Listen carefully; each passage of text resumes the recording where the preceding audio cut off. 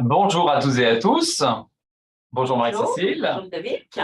Alors, on est heureux de vous retrouver aujourd'hui pour vous parler d'un sujet totalement inédit dont nous n'avons pas encore fait de présentation et qui est un sujet en fait qui est assez peu abordé, si ce n'est pas du tout abordé dans les formations depuis des années.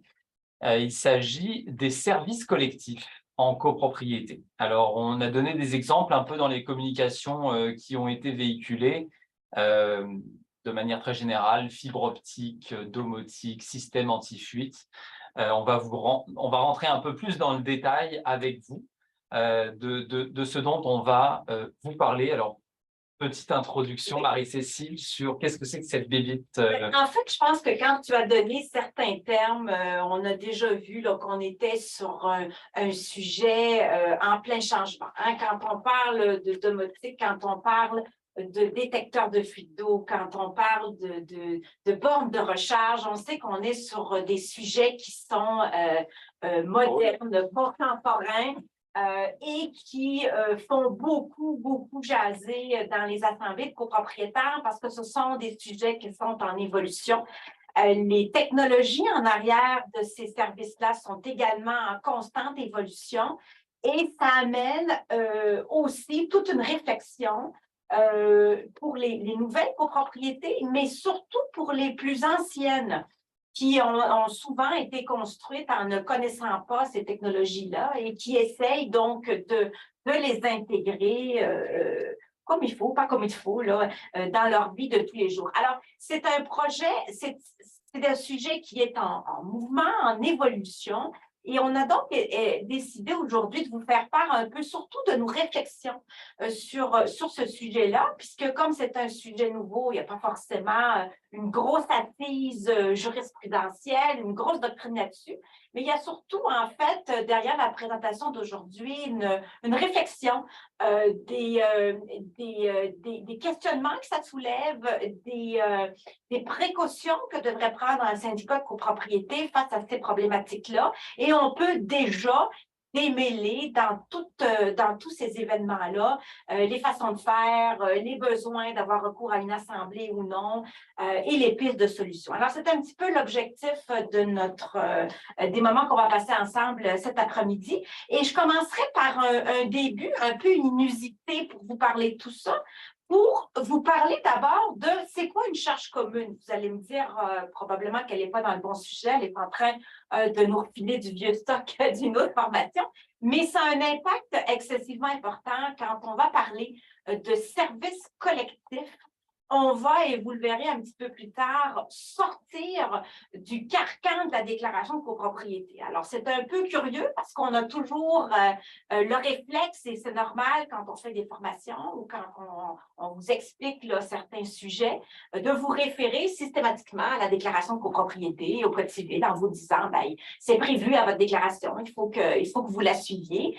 Les services collectifs en matière de copropriété vont en fait sortir de ce carcan-là et vont plus se rendre sur la question de l'utilisateur-payeur. Alors, pour pouvoir comprendre un petit peu la façon dont ça fonctionne, ben, il faut commencer par le début et il faut définir ce qu'est une charge commune, puisqu'un service collectif ne l'est pas. Exactement. Alors, pour pouvoir déterminer ce qu'est un service collectif, il va falloir déterminer ce qu'est une charge commune. Charge commune, c'est une charge qui est encourue par le syndicat de copropriété pour les besoins de l'administration des parties communes. Alors, il y a des points qui sont évidents. Par exemple, on refait une toiture, on refait un parement de maçonnerie. Ce sont clairement des charges communes. Les charges communes sont définies dans le cadre de la déclaration de copropriété. Donc, on ne choisit pas si c'est une charge commune ou si ça ne l'est pas. C'est vraiment un besoin de la copropriété dont l'objectif est la conservation de l'investissement collectif. Maintenant, un service collectif, c'est autre chose.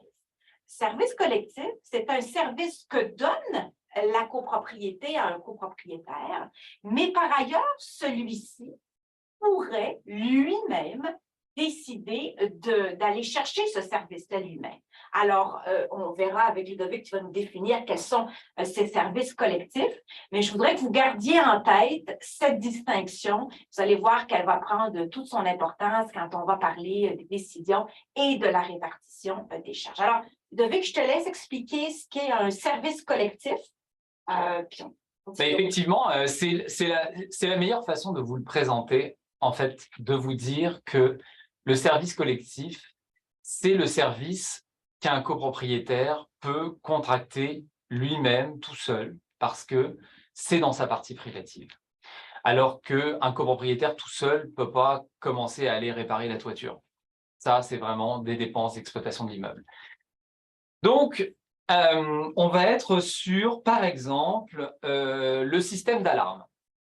On peut installer un système d'alarme dans sa partie privative et on peut être plusieurs dans l'immeuble à installer un système d'alarme. Et on peut avoir le goût de se dire, bah, écoutons, vu qu'on est tous, on a tous le souhait d'installer un système d'alarme, pourquoi ne pas utiliser la même compagnie? Il y a des chances qu'ils nous fassent un rabais ou en tout cas une économie d'échelle. Puis ce serait peut-être même éventuellement pratique que le syndicat tout simplement s'occupe du contrat. Et ça va être cette réflexion-là qui va animer le souhait d'avoir un service collectif pris en charge par la copropriété. Un gain de temps et d'énergie en gestion de contrat, puisque le copropriétaire ne s'en occupe pas, c'est le syndicat qui s'en occupe pour tout le monde. Et définitivement, pour la plupart des services collectifs, probablement une économie d'échelle. Parce que c'est un peu le même principe que la salle de lavage dans les sous-sols des immeubles, particulièrement on voit ça aux États-Unis. Parce que les occupants d'un même immeuble trouvent ça un peu absurde de chacun avoir une laveuse et une sécheuse, eh bien, c'est développé beaucoup dans l'ancien temps, des salles de lavage où on met des laveuses sécheuses pour tout le monde et on mutualise le service. Bon, là, c'est un peu la même chose. On se dit, bah, on veut tous avoir l'Internet chez nous. Donc, à quoi bon aller souscrire 95 contrats différents avec Bell? Demandons tout simplement à Bell de s'occuper de l'Internet dans notre immeuble et ça mutualisera le service et ça nous apportera en plus probablement un rabais sur les services. Alors, on va parler en ça du système d'alarme, de l'installation de l'Internet, de la téléphonie mobile, de la fibre optique, de tout ce qui est finalement câbleau-distribution. Vous allez avoir également le fameux système anti-fuite, donc d'installer des détecteurs de fuite d'eau dans les parties privatives. Ça participe aussi à cette idée d'installer un équipement ou un service dans son appartement, mais on le fait dans l'ensemble des appartements. On peut aussi envisager des entretiens d'équipements qui sont dans les parties privatives. Par exemple, les conduites sécheuses, les aires climatisées. On veut entretenir les thermopompes qui sont dans la partie privative. On veut changer les filtres. Et plus généralement, quelque chose qui s'est développé dans les dernières années à cause du marché sinistré des assurances condo, le fameux programme d'entretien préventif des parties privatives. Donc ça, c'est quelqu'un qui vient chez vous, puis qui vient regarder si le bol de toilette bouge, si le calfeutrage autour du bain ou de la douche est toujours bien là, bien scellé, qu'il est bien blanc et pas vert brun. Qui vient s'assurer un peu que les flexibles ne coulent pas, que les robinets sont corrects. Ça, c'est aussi un service collectif. Vous avez évidemment les frais d'électricité les bornes de recharge électrique de manière générale, qui sont là aussi un service collectif qui ne relève pas vraiment de la sauvegarde du bâtiment. Et donc, tous ces services, ils pourraient être pris seulement par le copropriétaire pour revenir à notre seul et vrai critère que vous devriez avoir en tête pour vous dire: suis-je en présence d'une dépense d'exploitation charge commune ou suis-je en présence d'une dépense de nature plus privée, une dépense collective qui correspond à un service collectif qui n'est pas requis pour les besoins de la copropriété, mais qui est requis pour les besoins personnels des occupants des unités. Alors, Alors, rentrons tout de suite dans le vif du sujet qui est vos questionnements sur qui, quoi, comment, où, comment faire avec tout ça. Ce qui est intéressant aussi par rapport à ce que tu disais, Marie, au niveau de l'application jurisprudentielle, il y a peu d'applications jurisprudentielles sur tous les cas qu'on croise aujourd'hui. Mais toute la recherche jurisprudentielle que Marie et moi avons faite, il y en a. Et en fait, il porte sur le vieux système, c'est-à-dire tous les jugements, c'est l'accablo-distribution, le système d'alarme, les services là, illico qui n'existent plus, enfin des forfaits avec Vidéotron ou Bell qui sont là depuis les années 90. Mais tous les nouveaux services collectifs qui se développent aujourd'hui, il n'y a pas encore d'application jurisprudentielle, mais on peut facilement appliquer les concepts qu'on a lus dans les jugements que les tribunaux ont rendus sur le sujet. Alors, ce qui ressort, c'est au niveau de l'application de la déclaration de copropriété. En quoi la déclaration de copropriété nous est d'un quelconque secours par rapport au service collectif? Ça va être principalement seulement sur la question de l'installation. Parce que pour mettre en place un service collectif, il n'est pas rare que vous ayez déjà une base d'installation qui va être sur la partie commune ou les parties communes. Donc, on va appeler ça une installation commune pour les fins de notre discussion, qui va souvent correspondre à une sorte de structure. Prenons l'exemple des bornes de recharge électrique. Vous n'arrivez pas dans votre stationnement du jour au lendemain avec une borne de recharge sur chaque espace de stationnement. Il faut mettre en place tout un système structural commun qui va aller des panneaux jusqu'aux bornes et que vous devez mettre en place avant l'arrivée des bornes. Et une fois que tout est en place, que les chemins, les fameux chemins de câbles sont là sans les câbles dedans, eh bien, quand un copropriétaire veut se joindre, il doit, lui, payer et installer les câbles qui mènent du panneau et qui vont être posés sur le chemin de câble et qui vont arriver à la borne qu'il va également installer. Et toute cette partie-là relève plus d'une installation qu'on qualifierait de privative, qui concerne seulement l'installation qui est requise pour le bénéfice du seul copropriétaire.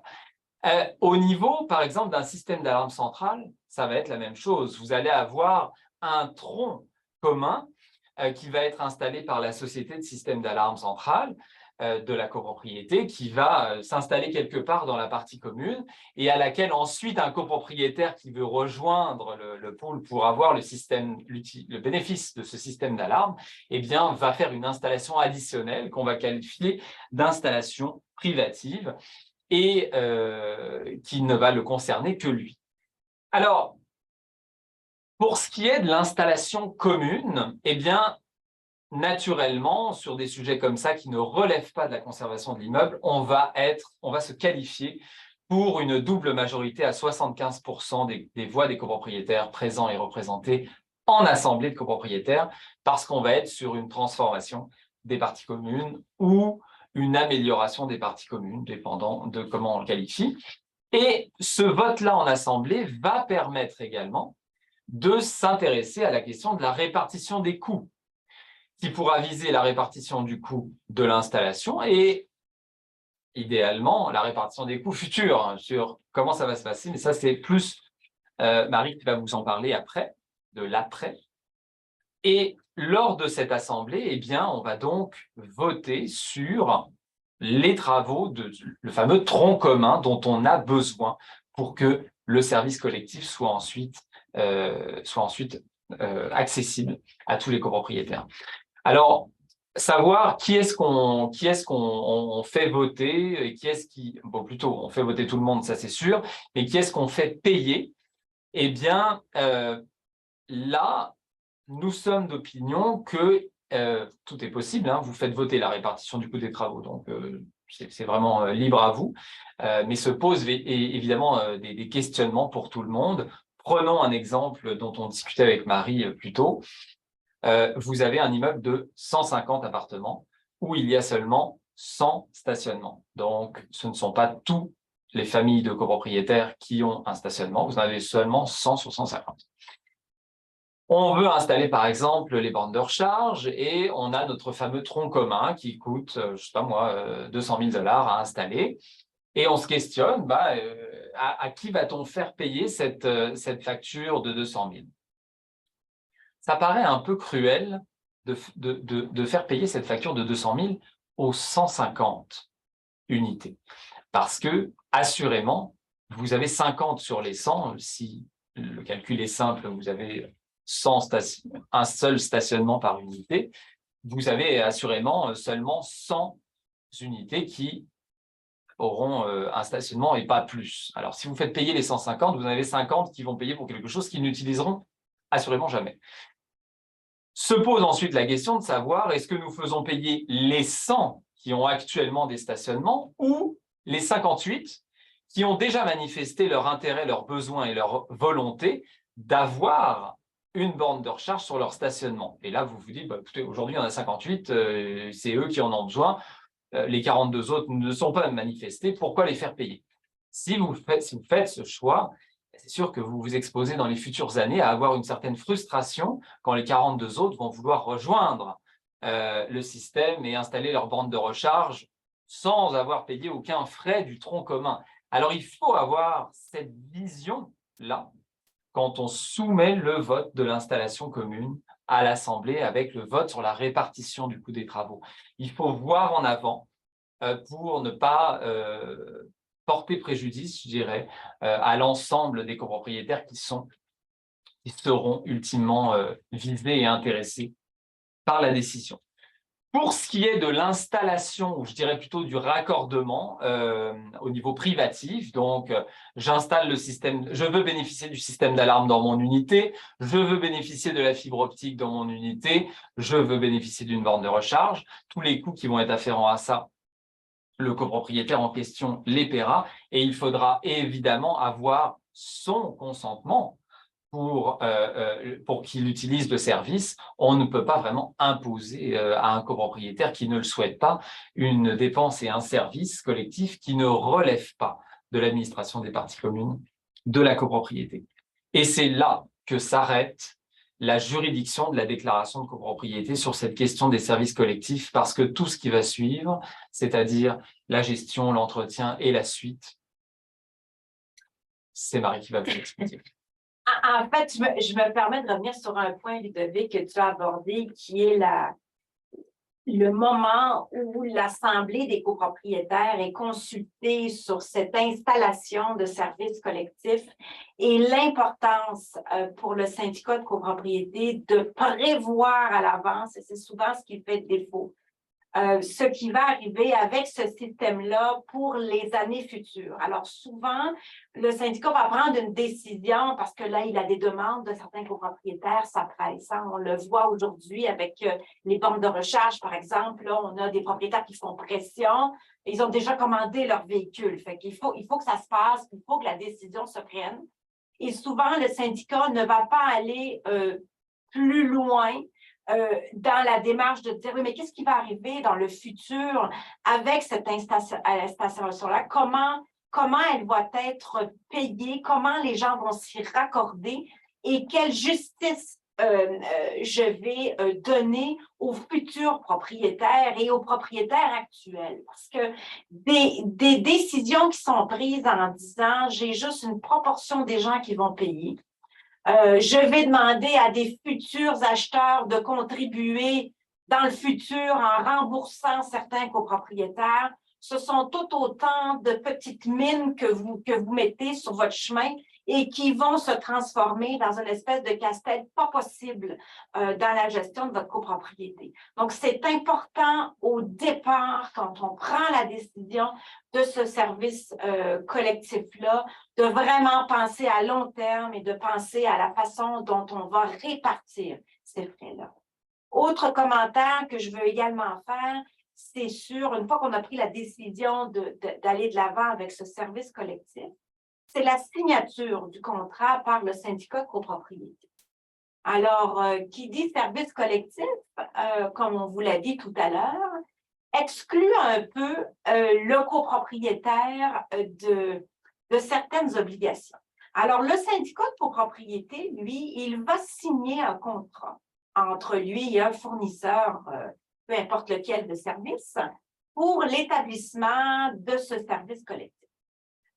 Par exemple, prenons la fibre optique, pour donner un exemple. Donc, le syndicat va passer un contrat pour obtenir la fibre optique. Il faut savoir que les termes du contrat que le syndicat va signer ne sont pas opposables au copropriétaire qui n'est pas signataire du contrat. Je vous rappelle que c'est un service collectif et non une charge commune. Donc, si le syndicat prend un engagement, par exemple, de dire, bien, écoutez, je m'engage à avoir ce contrat avec ce fournisseur pour un nombre d'années X, par exemple pour 5 ans, il n'a pas de moyen de forcer le copropriétaire en question à vouloir de ce service pendant 5 ans. À moins, évidemment, que ça n'ait fait l'objet d'une décision préalable. Alors, il faut faire très attention quand un syndicat signe un contrat des termes auxquels il va s'engager. Parce que quand il s'agit de services collectifs, c'est le syndicat qui s'engage et non pas les copropriétaires automatiquement. Donc, on parle de durées qui sont potentiellement problématiques. On parle de nombre de copropriétaires aussi. Donc, certains fournisseurs de services vont proposer leurs services à rabais en considération d'une durée étendue ou encore d'un nombre minimum de copropriétaires qui vont adhérer au service. Donc, rappelez-vous, si vous êtes signataire de ce contrat-là pour le syndicat de copropriété, vous n'avez pas de filet pour aller chercher le copropriétaire. Donc, soyez certains des conditions que vous avez préétablies avec vos copropriétaires avant de venir lier votre syndicat de copropriété. Et là-dessus, les jugements dans le passé qui ne traitent pas forcément de nos problématiques très contemporaines, mais qui parlent plus des problèmes de câbleau de distribution qu'on voyait dans le temps, sont très clairs. S'il n'y a pas d'obligations qui sont prises de façon spécifique avec les copropriétaires, on ne pourra pas les lier sur la base d'un contrat qui est signé par le syndicat de copropriété. Donc, il faut être très prudent lorsqu'on va signer et prendre des engagements pour le syndicat de copropriété. Maintenant, une fois que la décision du syndicat a été prise, qu'on a décidé d'installer un service collectif et qu'on a même, je vous dirais, payé en partie. Alors, il peut y avoir différentes répartitions. Souvent, on va avoir une première répartition commune par les charges communes pour les installations communes et on va avoir une installation privative pour le copropriétaire. Mais une fois que ça, c'est fait, qu'on a établi le système, que les gens ont pris la décision d'aller de l'avant, que le syndicat a signé les contrats, que le syndicat a rempli son obligation de faire les travaux d'infrastructure commune, le cas échéant, se pose la question, peut-on obliger un copropriétaire à se raccorder à ce service? Première question qu'il faut se poser. Alors, au nom du syndicat de copropriété, procède aux infrastructures visant les bornes de recharge, aux infrastructures visant l'installation d'un service central de système d'alarme ou d'un service central d'air climatisé, par exemple. Est-ce que je peux obliger un copropriétaire à se raccorder obligatoirement au service? Et la réponse que l'on doit donner, elle est négative. Non, ce n'est pas possible d'obliger un copropriétaire à se raccorder à un service collectif. Et on a, avec Ludovic, essayé d'entrevoir toutes les options possibles.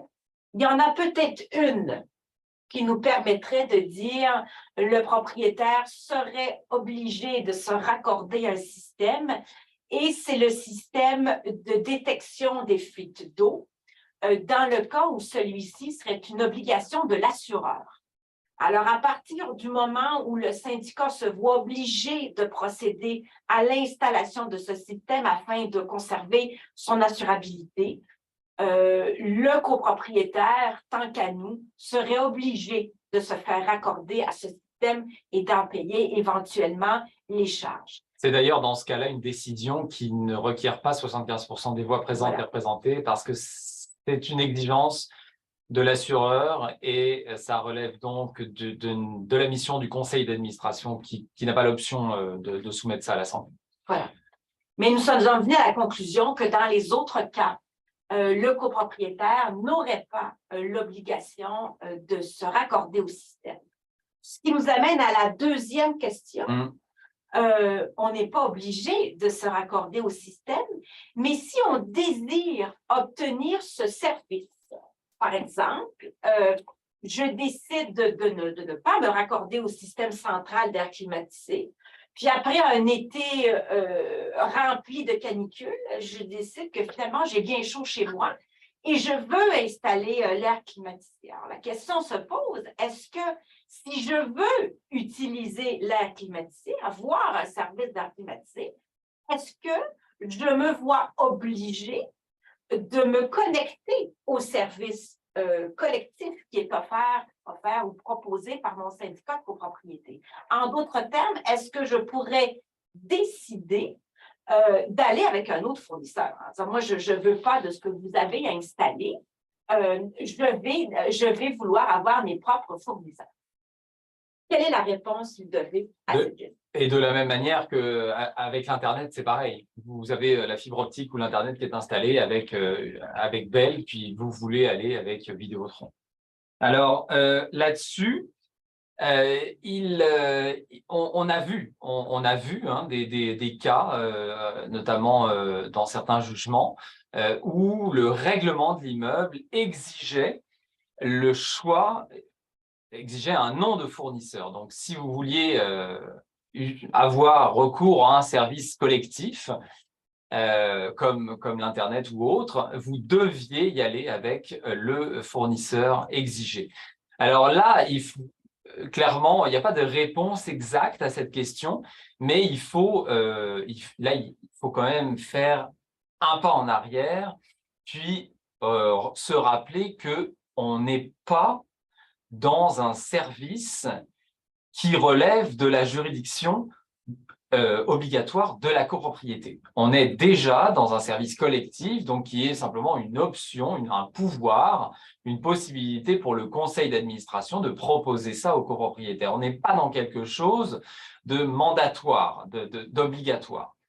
Donc, déjà, le fait ce qui explique qu'on ne peut pas exiger d'un copropriétaire qu'il rejoigne un service collectif. Mais quand il veut le rejoindre et que là, il est obligé de faire affaire avec un fournisseur précis, là, c'est vraiment en dépendant de la nature du service dont on parle, il faut vraiment se questionner à savoir si on n'est pas dans une notion de contrainte excessive au niveau de son droit de propriété.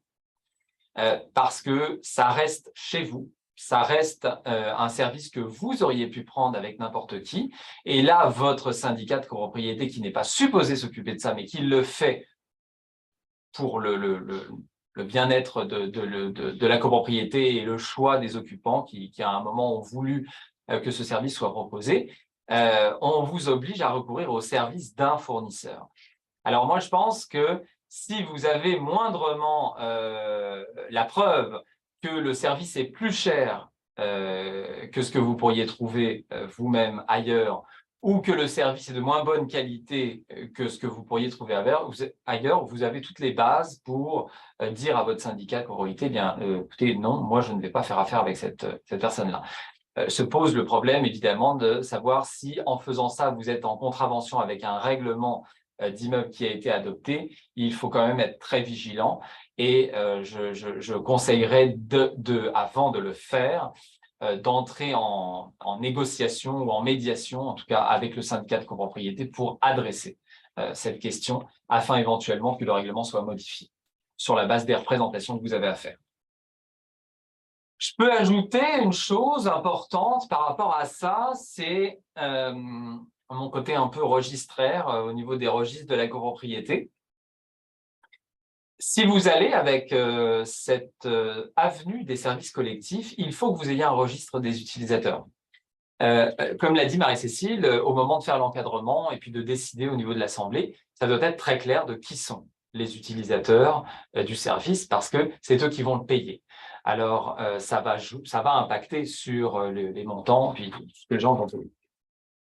Donc, pour que tout soit bien à jour, il faut que vous teniez un registre des utilisateurs et des unités qui utilisent tel service collectif, notamment pour des raisons qu'il faut qu'on s'y retrouve, parce que vous pouvez avoir certains contrats entre le syndicat et un fournisseur de services, comme disait Marie, qui exigent un minimum d'utilisateurs. On a déjà vu ça, vous devez rester minimum 20 pour que ce soit intéressant pour nous d'offrir et d'entretenir la fibre optique dans votre immeuble pendant les 5-10 prochaines années. Ça, c'est un point important qui nous amène justement au dernier point dont on voulait vous parler, les fameux frais. Donc, comme ce n'est pas une charge commune, ce n'est pas une somme que le syndicat peut récupérer avec les recours classiques de l'hypothèque légale. On peut même se questionner à savoir si l'imposition de pénalités est envisageable quand des frais de service collectif ne sont pas payés.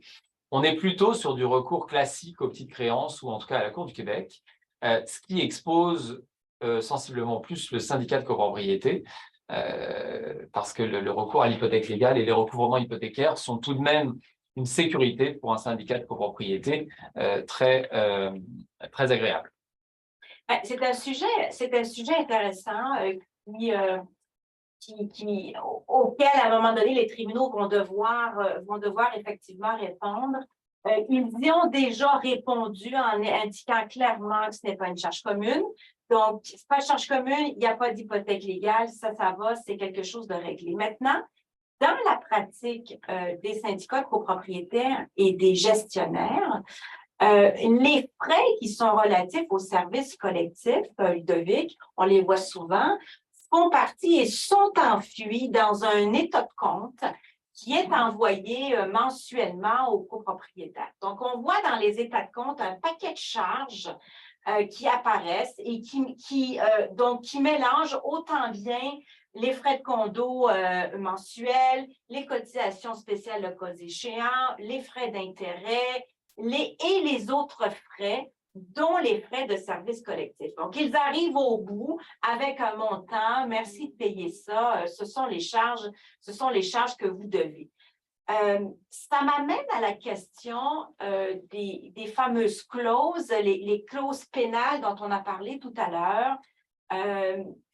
Une clause pénale classique écrite dans sa façon la plus standard, je crois, ne peut pas s'appliquer dans le cadre d'un frais de service collectif qui n'est pas payé parce que la clause pénale de base nous parle d'infraction à la déclaration de copropriété ou d'infraction quelconque. Donc, puisqu'on vous a dit que le service collectif sortait un petit peu du carcan de la déclaration de copropriété, son lien avec la clause pénale devient plus ténu. Par contre, il y a la question des clauses d'imputation des sommes. Alors, vous allez me dire, qu'est-ce que c'est que ça, les clauses d'imputation des sommes? Ce sont des clauses que vous retrouvez de façon assez standard dans toutes les déclarations de copropriété, clauses qu'à première vue, personne ne comprend quand il passe au travers. Elles se retrouvent dans la partie réglementaire, le chapitre 3, là, bien enfui dans les charges, et elles nous expliquent qu'un copropriétaire qui est en défaut, en fait, là, la façon dont le syndicat va agir, c'est que lorsqu'il va recevoir des sommes de ce copropriétaire, il va les appliquer selon sa clause aux dettes que ce copropriétaire a, en commençant par les dettes les plus anciennes. Alors, je vous dis ça parce que tout à l'heure, je vous ai parlé du fameux état de compte là, que le copropriétaire reçoit, où on a la liste de tous les frais qu'il doit un petit peu pêle-mêle là, avec différentes entrées. Donc, si le syndicat de copropriété reçoit un montant du copropriétaire, il va forcément l'appliquer selon sa clause d'imputation aux dettes les plus anciennes qui peuvent éventuellement être les dettes de services collectifs. Ce faisant, le copropriétaire va potentiellement s'amener en défaut de payer les charges communes qu'il doit, puisque ce ne seront pas forcément les dettes les plus anciennes. Alors, la question de l'applicabilité de ces clauses-là sur les services collectifs, sur les conséquences sur le paiement des charges, ce sont des sujets qui sont encore embryonnaires, mais évidemment très intéressant et très intéressant pour les syndicats de copropriété en matière de recours de charges et très certainement que l'avenir nous amènera des précisions sur comment aller chercher et comment récupérer plus adéquatement ces charges parce que pour l'avenir, les charges de services collectifs vont être en hausse. Oui, tout à fait. On a déjà des jugements sur les 20 dernières années au sujet de la câblodistribution. Alors, c'est sûr qu'avec tous les services collectifs qui s'en viennent, on va avoir d'autres litiges qui se régleront peut-être par la médiation et l'arbitrage, vu l'essor de ces modes alternatifs de règlement. Mais il va y en avoir. Il faut tout de même que tous les acteurs du marché, syndicats de copropriété, administrateurs, gestionnaires, qualifient effectivement ces charges comme des charges collectives et non des charges communes. Et cette distinction n'est pas encore très claire pour tous parce que par souci de facilité, on a tendance à tout mettre dans les charges communes, alors que c'est un peu mon cheval de bataille. Moi, depuis quelques temps, j'ai l'impression de radoter, mais je suis convaincu que l'avenir va beaucoup se jouer sur les répartitions des dépenses dans les copropriétés. Et les services collectifs en sont un exemple très parlant, dans la mesure où ce n'est pas tous les copropriétaires qui vont participer aux frais de services collectifs, puisqu'il y a des copropriétaires qui n'ont pas Internet, qui ne sont pas intéressés à avoir la fibre optique, qui ne sont pas intéressés à avoir des détecteurs de fuite d'eau qui marchent au Wi-Fi quand ce n'est pas obligatoire d'en avoir. Ça se voit. C'est ça aussi la vie en communauté et en copropriété. On sait qu'il y a toujours parmi le groupe tous les tempéraments possibles qui font qu'il sera rare d'avoir une unanimité d'utilisation sur les services collectifs. Et comme mot de la fin, ça fait en fait le lien avec ce qu'on vous disait tout à l'heure et l'importance du choix qui est fait par les copropriétaires lors de leur assemblée où ils décident d'aller de l'avant avec un service collectif. Quand on vous parlait de répartition du coût de ce projet-là, comment on va le faire, cette répartition. Alors, les problèmes qui en découlent de son application devraient très certainement être déjà statués et déjà indiqués aux copropriétaires au tout début, lorsqu'ils prennent la décision, ce qui permettra aussi aux administrateurs et aux gestionnaires de l'appliquer adéquatement. Parce que comment doivent-ils l'appliquer? Est-ce que c'est on reçoit la facture et on la divise en nombre d'unités? Est-ce que c'est vraiment selon la consommation qui se fait? Comment est-ce que moi, je vais recharger mon copropriétaire si, à la base, mon assemblée n'a pas pris une décision à ce sujet-là? Donc, ça ouvre la porte à des paquets d'interprétations et des paquets de litiges en copropriété, donc d'où l'importance de le rédiger. Alors, c'est une formation qui est enregistrée, donc vous pourrez envoyer le lien à vos copropriétaires en amont de votre assemblée pour qu'ils comprennent bien tous les enjeux avant de voter. Alors, merci à toutes et à tous. On peut prendre un temps maintenant pour les questions, si vous en avez. Oui. Alors, j'ai 3 questions écrites pour le moment. La première de Luc. Est-ce qu'on peut obliger une unité à faire installer un système anti-fuite dans son unité privative qui a été décidé du modèle par les administrateurs? Doit-on voter et intégrer dans la déclaration comme un règlement? Il faut que le maintien en bonne condition soit la responsabilité de chaque unité et les frais récurrents si c'est le cas. je verrai dans cette situation qu'un assureur demande d'avoir ce type d'installation. Si l'assureur exige l'installation du système anti-fuite, le copropriétaire n'a pas le choix, il doit s'y soumettre. Après, ce n'est pas parce qu'il y a une obligation de la part de l'assureur de s'y soumettre que ça peut être nécessairement justifié que le système soit le même, mais il est possible que l'assureur l'exige aussi.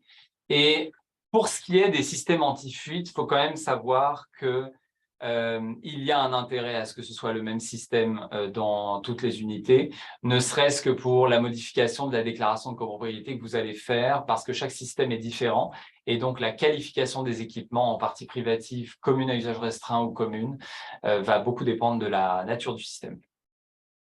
Voilà. Parfait. Donc ensuite, la prochaine question est de Lorraine. Nous avons reçu un courriel aujourd'hui de notre CA nous avisant que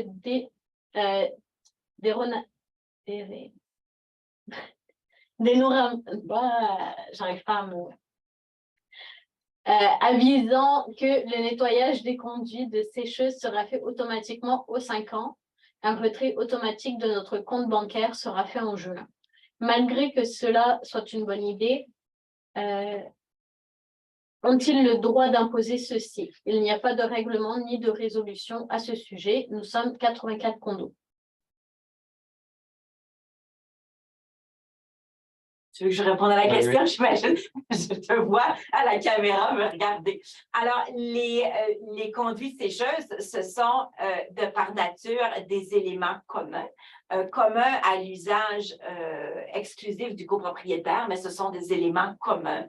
Alors, ce n'est pas du tout extraordinaire ou encore non conforme qu'un syndicat décide de proposer de faire ce service-là parce que ce sont des parties communes. Maintenant, moi, je suis d'opinion que le conseil peut décider de faire ce type de travaux-là et de facturer les copropriétaires qui en bénéficient puisqu'ils sont responsables des charges relatives à l'entretien de ces espaces communs-là. Maintenant, il y a une sous-question dans votre point qui est on va décider de retirer votre argent là, dans votre compte. Ça, c'est un élément à part. Je ne crois pas qu'un syndicat puisse décider d'aller piger les montants qu'il veut dans votre compte sans votre autorisation, mais d'engendrer la dépense, je suis d'opinion qu'il peut le faire. Si tu voulais rajouter quelque chose. Correct. On peut prendre les questions aussi. Si vous pouvez poser votre question directement en direct. Si exact. Donc là, je vais continuer avec une autre question écrite, puis ensuite, je vais donner la parole à Serge André. Donc, en cas d'une proposition d'un fournisseur Internet d'installer la fibre optique dans l'immeuble, le conseil peut-il obliger un copropriétaire de donner accès à son unité pour installer la prise optique? Évidemment, le copropriétaire pourrait décider d'utiliser le service ou non. Le CA, qui dans notre cas a consulté l'AGA, aurait-il pu agir sans consultation? Est-ce considéré comme une amélioration?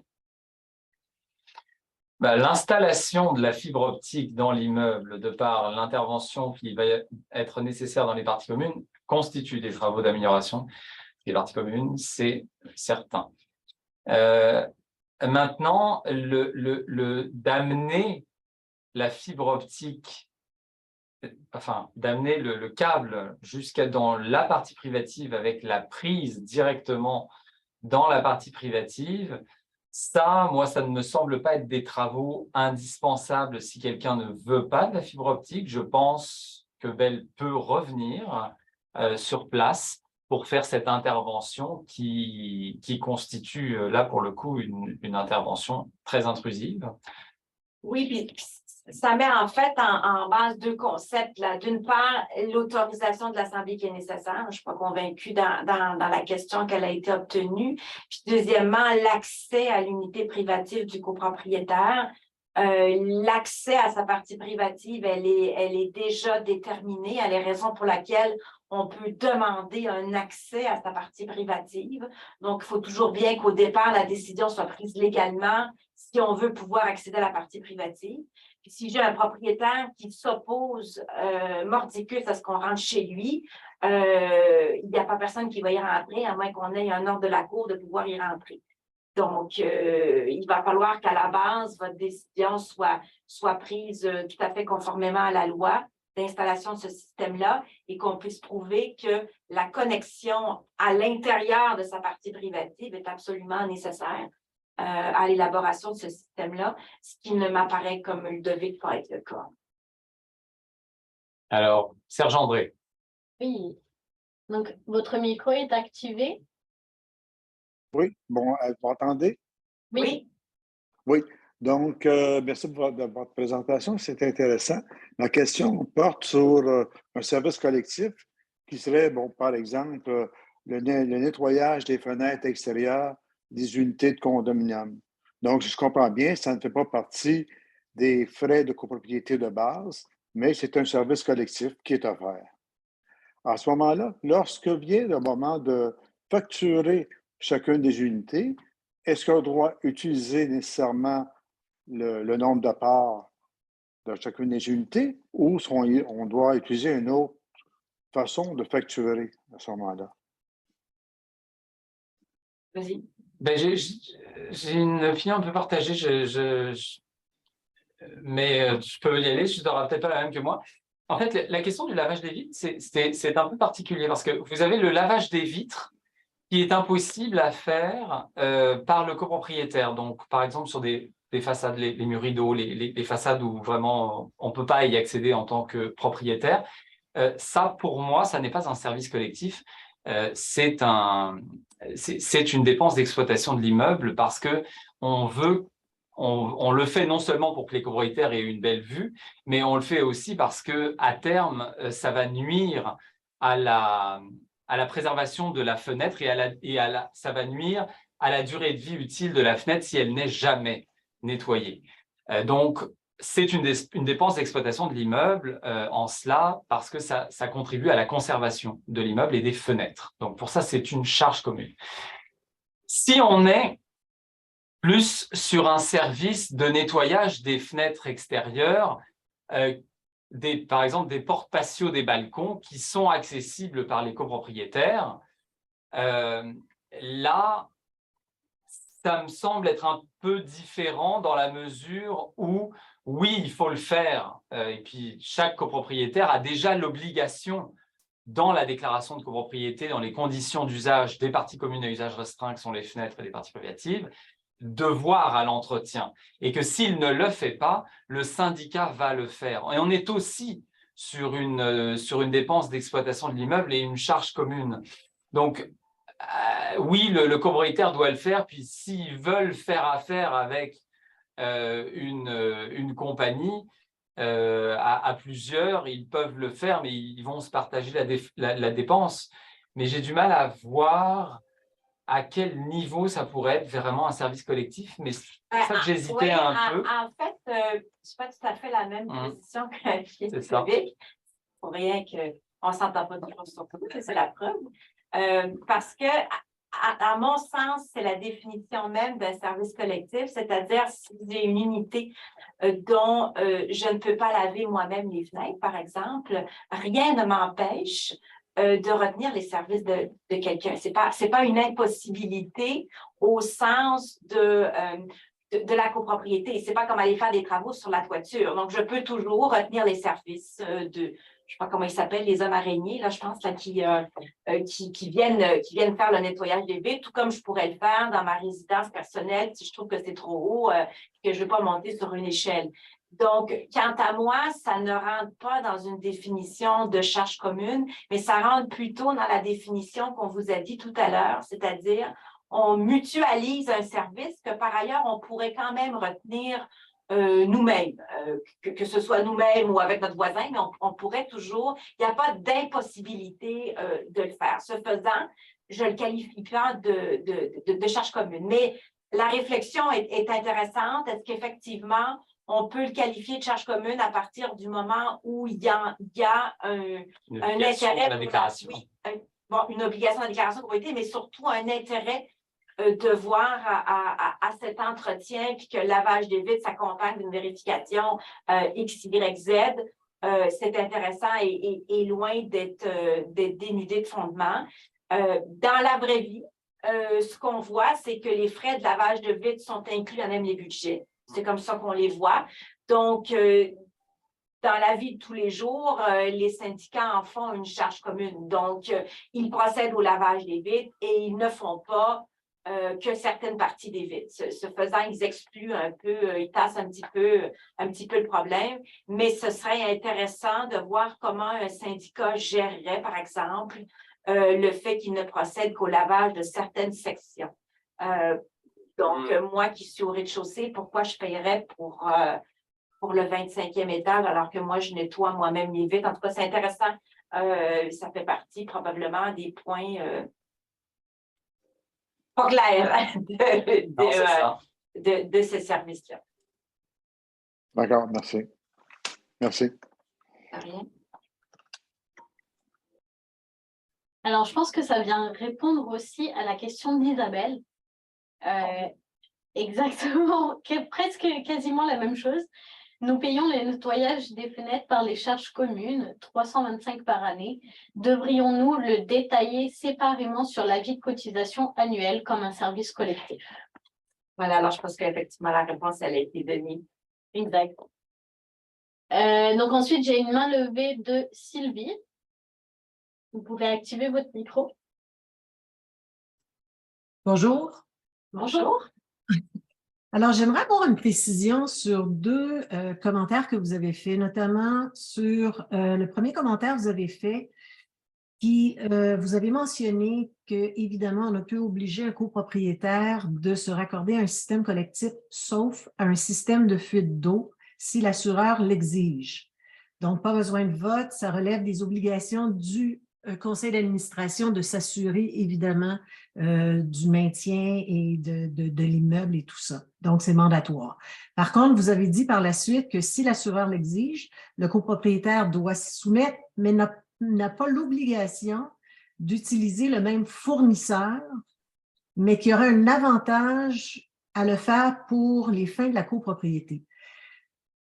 Je ne vois pas comment on pourrait ne pas exiger le même fournisseur puisque c'est la base même de faire un système collectif de protection contre les dégâts d'eau, ce qui n'est pas possible si évidemment chaque copropriétaire prend son propre fournisseur. Alors, j'aimerais avoir un peu plus de détails sur ce sujet-là, s'il vous plaît. Mais tous les systèmes ne fonctionnent pas de la même façon et vous pouvez avoir des systèmes qui ne permettent juste pas de couper l'entrée d'eau, le main, l'entrée d'eau principale de l'immeuble. Vous pouvez avoir juste des systèmes anti-fuite qui bloquent juste l'entrée d'eau à l'entrée du condo. Donc, en ce sens, c'est possible d'avoir un système anti-fuite. Mettons, ça ne rend pas inefficace le but recherché s'il y a, par exemple, deux fournisseurs différents dans l'immeuble.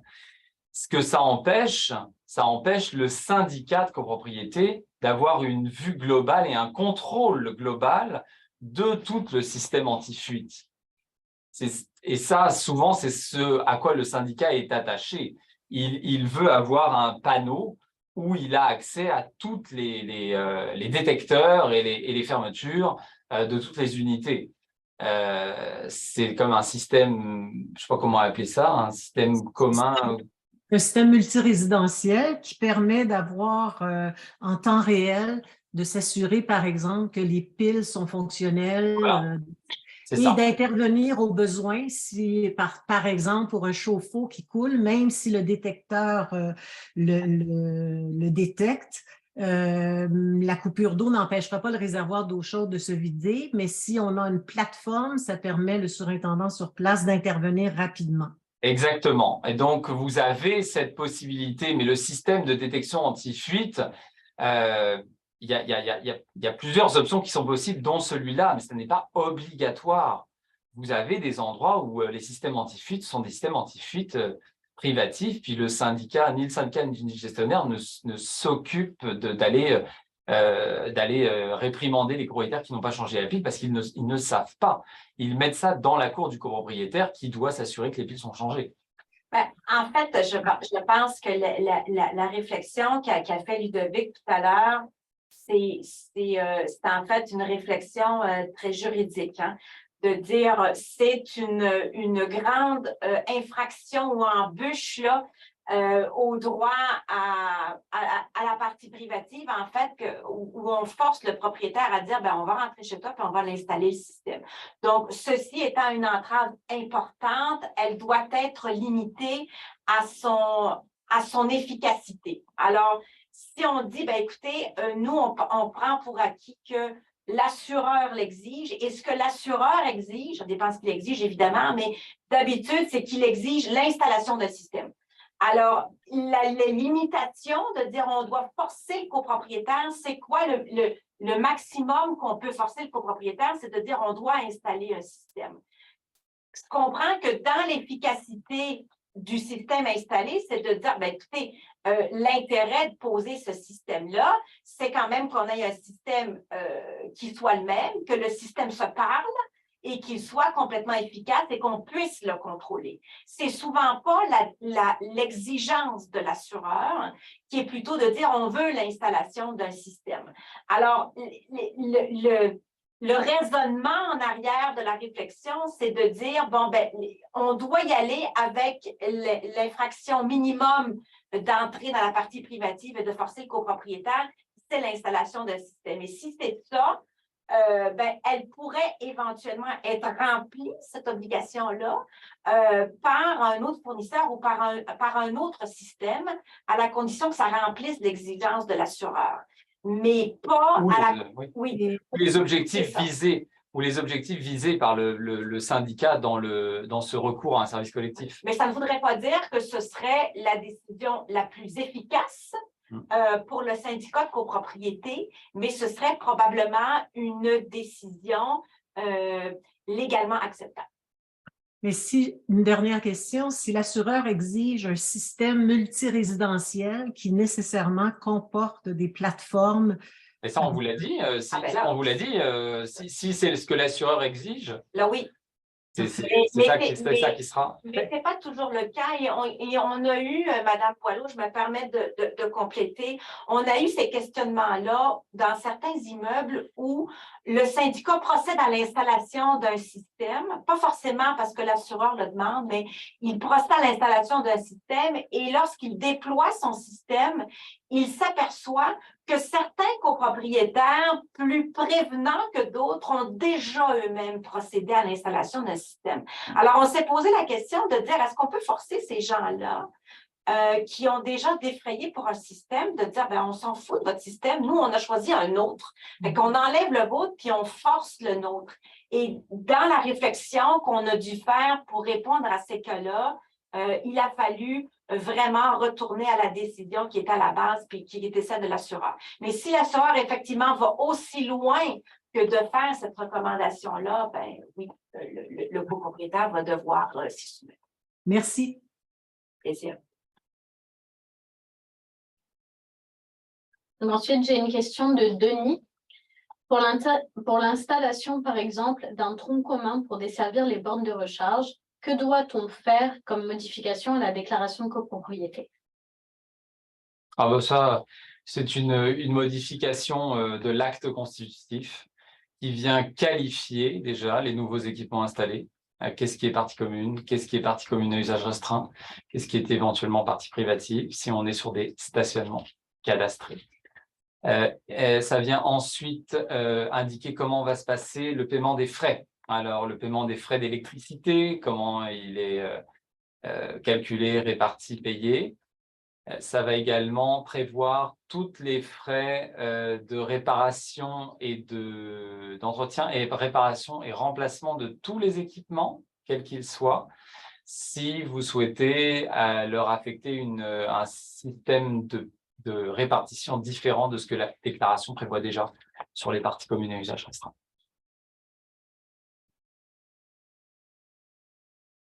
Alors, je vais maintenant donner la parole à Solin. Vous pouvez activer votre micro.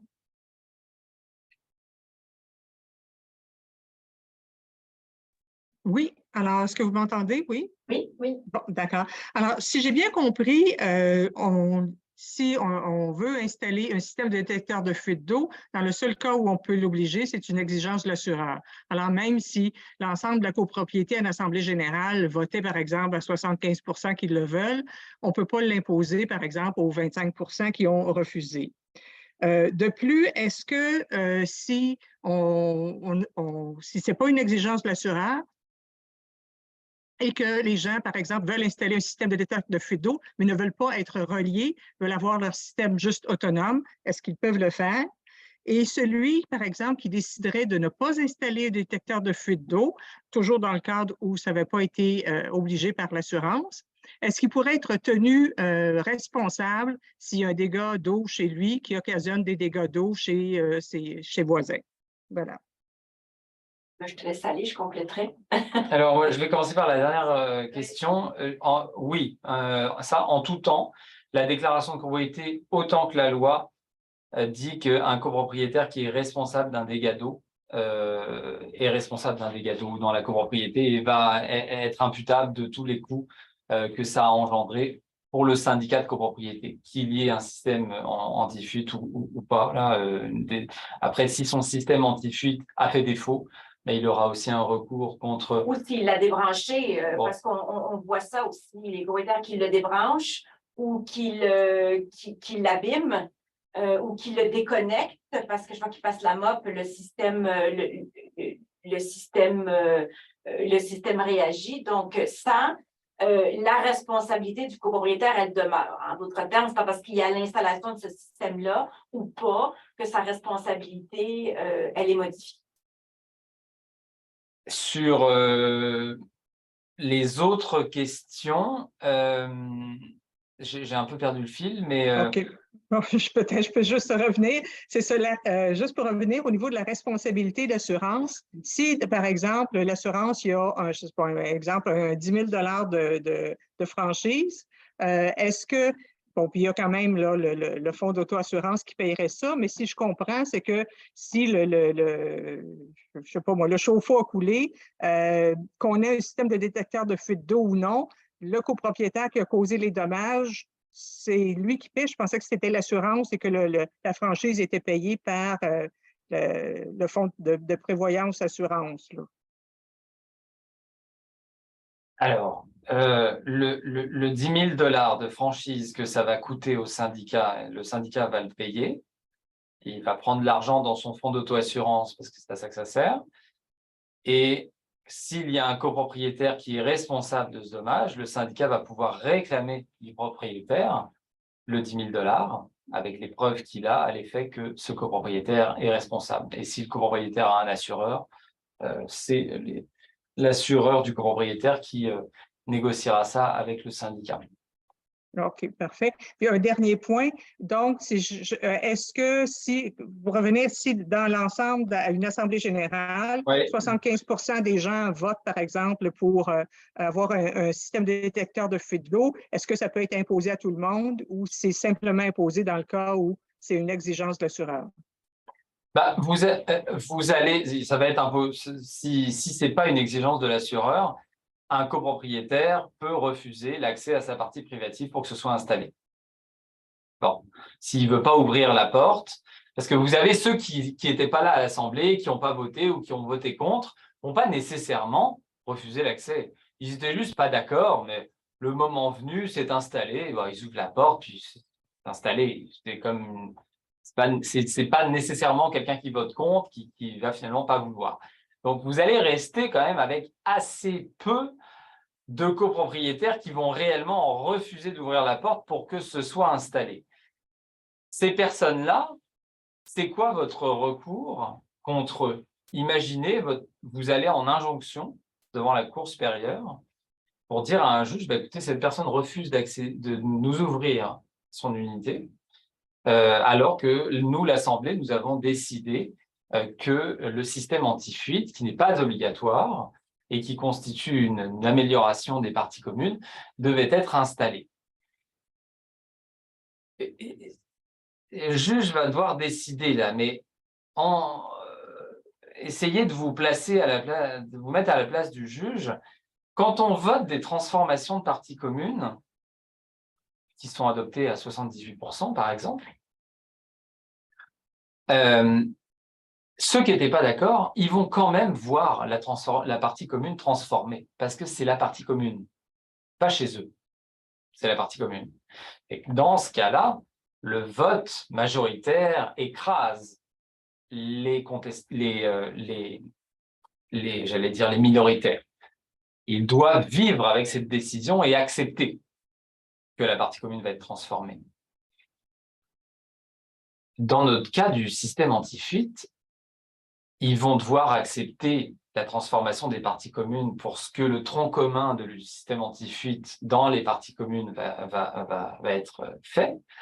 Et pour ce qui est de chez eux, dans leur partie privative, là, va falloir que le juge dise, dans sa partie privative, il doit aussi accepter, alors que c'est chez lui. Or, vous avez juste un article dans la loi qui dit qu'aucun copropriétaire ne peut faire obstacle aux travaux dans sa partie privative, aux travaux urgents décidés par le syndicat dans sa partie privative. On n'est pas dans un cas comme ça, là. Surtout quand il n'y a pas d'obligation. En fait, ça serait intéressant de voir comment la Cour trancherait ça. Je vous dirais qu'assez surprenamment, je vais dire comme ça, les copropriétés s'équipent de systèmes de détecteurs d'eau. Ça fait quand même des années, nous, qu'on assiste à des assemblées où les décisions sont prises, décisions qui ne sont pas unanimes, qui obtiennent les 3/4 des voix des propriétaires présents ou représentés et qui vont de l'avant et qui, en bout de ligne, ne rencontrent pas d'objection, du moins qui nécessitent le recours aux tribunaux. Alors, personnellement, moi, je n'ai pas été témoin de copropriété où la décision a été prise par les majorités de 1097, donc 3/4 des voix, et qu'on a dû forcer l'accès à une unité par la voie des tribunaux. Je n'ai pas été témoin de ça. Donc, dans la vie, la décision se prend, 3/4 des voix, et les copropriétaires se plient. Il faut dire aussi que l'inconvénient, si je peux dire, de ce détecteur d'eau-là est pas très grand, hein, ça ne fait pas de trou, ça ne fait pas rien. Je veux dire, c'est des petites pastilles qu'on déplace. Donc, on voit pas d'objection. Ce qu'on voit, par contre, c'est un mauvais entretien ou une mauvaise utilisation ou des gens qui déménagent puis qui partent avec. On voit ce type de problème-là, mais je vous dirais que moi, je ne suis pas témoin, en tout cas, de problème d'accès pour l'installation de ce système-là. Surtout que les copropriétaires bénéficient ou peuvent bénéficier, une fois que c'est installé, d'une réduction de prime aussi de leur assurance personnelle, ce qui est souvent un incitatif aussi de leur part de laisser le système installé. Donc, je vous dirais que dans le quotidien, cette difficulté-là, je ne la vois pas. La difficulté avec le système, on la voit après, dans l'utilisation du système, ou les dommages, où on ne change pas les piles, ou en tout cas, il y a un paquet de difficultés, mais on le voit après. Merci. De rien. Donc, on va continuer avec une question écrite. L'entretien paysager courant, exemple, comme la tonte de la pelouse, d'un espace commun à usage exclusif, fait-il partie des charges communes? Et ces espaces font-ils partie des infrastructures de l'immeuble et des exigences de conservation? Je voudrais qu'à la base, oui, là, je ne connais pas la particularité de cet immeuble-là. souvent, les aménagements paysagers des espaces communs font partie des espaces communs, de l'obligation du syndicat d'entretenir. On a même souvent dans les déclarations de copropriété des dispositions spécifiques, notamment sur la coupe de gazon, puis l'entretien des arbustes et de l'aménagement paysager. Alors, oui, je ne sais pas s'il y a une particularité dans votre immeuble qui vous fait poser cette question-là, mais moi, je vous dirais que oui, ça fait partie des charges communes. Alors, c'est clairement de l'entretien de parties communes collectives. Il a l'air de dire que c'est une partie commune à usage restreint. À usage exclusif. C'est une partie commune à usage exclusif, donc probablement une cour ou arrière. Pour ce qui est de pour ce qui est de l'aménagement paysager partie commune, c'est ce que Marie-Sylvie vient de dire. Pour ce qui est de l'aménagement paysager d'une partie commune à usage restreint, ben là, c'est pareil, sauf que tout ce qui est entretien, propreté, réparation mineure de cet espace va être à la charge exclusive du copropriétaire qui bénéficie de l'usage restreint. Et pour tout ce qui est réparation majeure et remplacement, là, c'est votre déclaration qui va vous dire si c'est lui qui paye ou si c'est le fonds de prévalence général. Okay. Donc, on va terminer avec une toute dernière question. Je vais donner la parole à Louis. Vous pouvez activer votre micro. Oui, bonjour, vous m'entendez? Oui. Chez nous, chaque copropriétaire est responsable de l'installation d'une borne qui est branchée directement sur son compteur. Maintenant, si un copropriétaire décide de vendre son unité, est-ce qu'il peut partir avec son installation et puis s'il endommage les plafonds du garage en démontant son installation, est-ce que c'est lui qui va être responsable ou si le syndicat peut l'empêcher de partir avec son attirail? Ça, Alors c'est la question parfaite pour finir. Oui, parce que si vous posez cette question, Louis, c'est clairement qu'il n'y a pas eu du tout un encadrement suffisant au moment où ça a été adopté. C'est une catastrophe, ce que vous nous dites là, parce que les câbles qui sont au plafond devraient être dans des chemins de câbles qui sont des parties communes, qui sont le fameux tronc commun qui aurait dû être payé par tous et qui va rester là, c'est clair. La seule chose avec laquelle le copropriétaire peut repartir quand il quitte, c'est éventuellement la borne, Oui. qui est posée sur le mur, c'est tout. Il ne vient pas toucher au reste des câblages. Non, c'est sûr que non. Quand on vous parlait de la décision qui doit être prise au début, là, puis des détails qu'on doit prévoir pour ce projet-là, ça en fait partie. Qu'est-ce que peut faire un copropriétaire? Qu'est-ce qui se passe quand il s'en va? Qu'est-ce qu'il doit laisser sur place?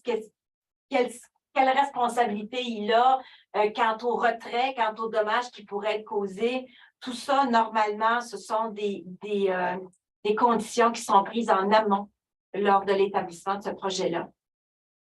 Oui, parce que nous, on est nouveaux, on vient de rentrer dans le syndicat. Et puis, ça fait déjà 2-3 ans que la bâtisse est commencée. Alors, on est pris avec ce problème-là.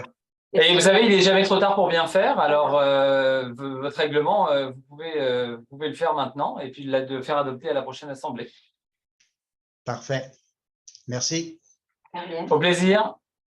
Alors, merci beaucoup à toutes et à tous de nous avoir écoutés et d'avoir posé vos questions. On a peut-être une date pour la prochaine formation, Julie?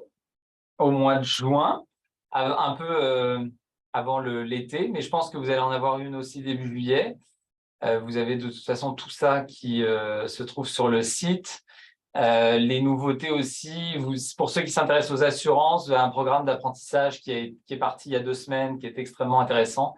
Loi 141 et 41, qui durera jusqu'au mois de septembre-octobre de mémoire.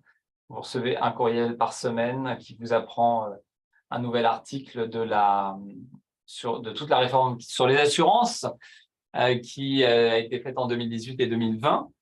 Le prochain Speed Condo, c'est la gestion des colis en copropriété. Les livraisons C'est d'Amazon. le 14 juin Alors voilà, Amazon, Expedibox et compagnie, on va s'occuper de ça le 14 juin. Donc, merci à toutes et à tous et passez une excellente soirée. Au revoir.